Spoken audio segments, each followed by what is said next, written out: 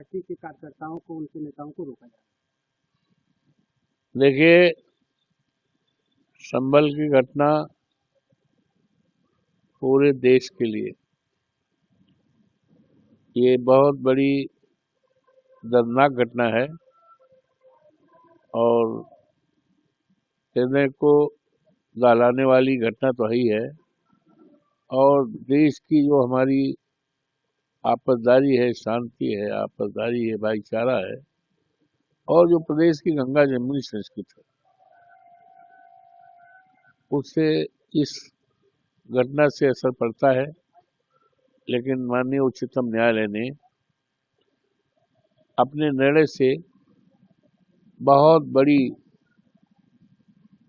घटना होने से बचाया है और देश प्रदेश में कानून का राज कायम करने में इस निर्णय से बहुत मदद मिलेगी।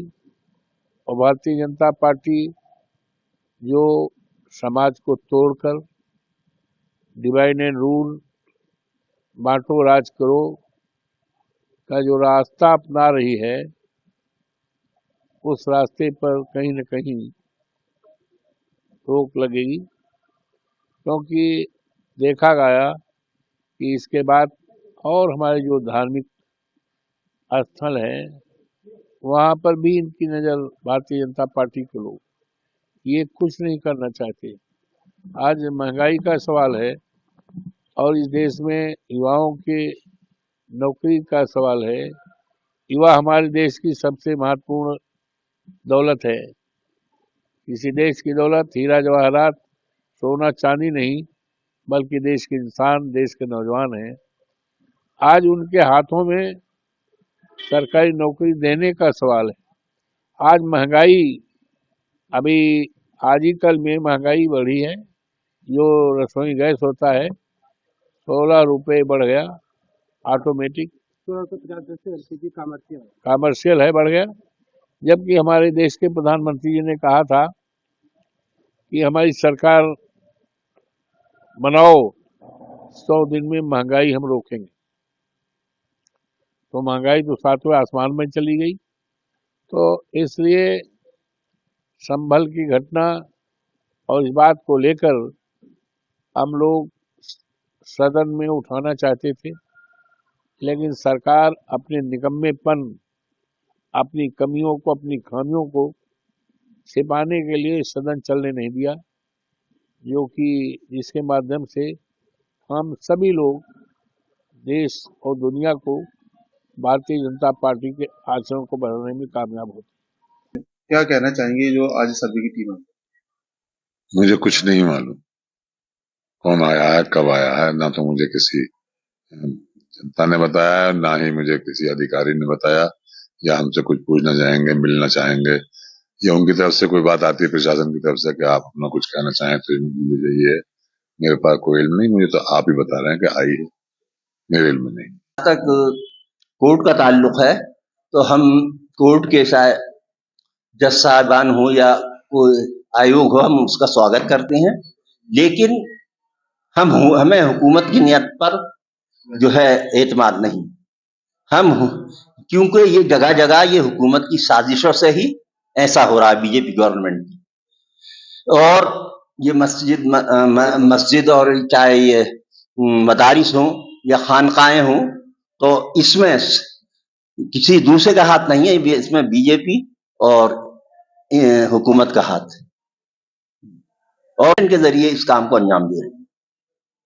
और हम बहरहाल जो भी जांच होगी वो सामने आ जाएगी और हाई कोर्ट भी इसकी जांच करेगा। टीम आई है, क्या मानते हैं? ना, टीम आई है तो हम इसमें सहयोग करेंगे और उम्मीद है कि वो निष्पक्ष होकर वो जो काम करेगी और निष्पक्ष होकर काम करेगी तो इंशाअल्लाह सच और झूठ सामने आ जाएगा। देखिए, मुझे लगता है भारत एक सशक्त लोकतंत्र है और यहाँ एक स्वस्थ न्यायपालिका है।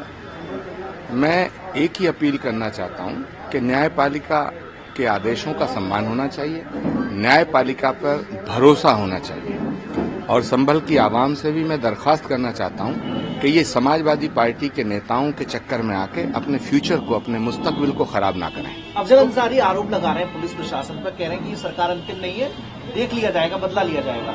ये आतंकवादियों की भाषा है, किसी नेता की भाषा नहीं हो सकती है। जहां तक संभल के दंगे का सवाल है, मैं एक ही बात कहना चाहता हूं कि पहले पत्थर फिकवाते हैं, फिर दंगा भड़काते हैं, लोगों को उकसाते हैं, फिर डेलीगेशन भिजवाते हैं, जानों की कीमत लगाते हैं, मुआवजा भिजवाते हैं, सियासत चमकाते हैं। ये अखिलेश यादव जी ये जो गुनाह कर रहे हैं ये नहीं करना चाहिए।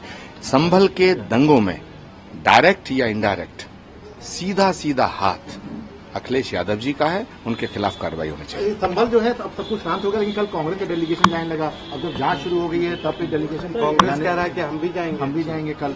लेकिन मुझे नहीं लगता कि उत्तर प्रदेश में कहीं कांग्रेस बची है। जांच के लिए गया है, क्या कुछ कहना चाहेंगे?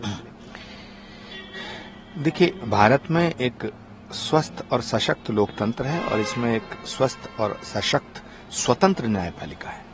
न्यायपालिका के फैसलों का इंतजार करना चाहिए, न्यायपालिका के फैसलों का सम्मान करना चाहिए और न्यायपालिका पर भरोसा रखना चाहिए।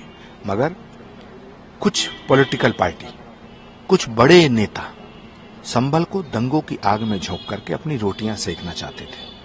उत्तर प्रदेश के मुख्यमंत्री योगी आदित्यनाथ जी और उनका शासन और संभल जिला प्रशासन ने समझदारी से काम लिया है तो संभल बच गया। बड़ी बहादुरी के साथ काम लिया है, संभल बच गया, वरना संभल को जलाने की साजिश थी। और इसमें जब जांच की रिपोर्ट आएगी, न्यायिक जांच की रिपोर्ट आएगी, तो आप देखना इसमें समाजवादी पार्टी के नेताओं का रोल जरूर निकलेगा। एक बड़ा अहम सवाल है सर, जिस तरह से अफजल अंसारी आरोप लगा रहे हैं, अधिकारियों को साफ साफ धमकाने की बात कह रहे हैं, किस तरह से देखते हैं, क्या वजह लगती है? समाजवादी पार्टी के नेता अफजल अंसारी का जो बयान है वो किसी नेता का बयान नहीं लग रहा है, वो आतंकवादियों की भाषा है।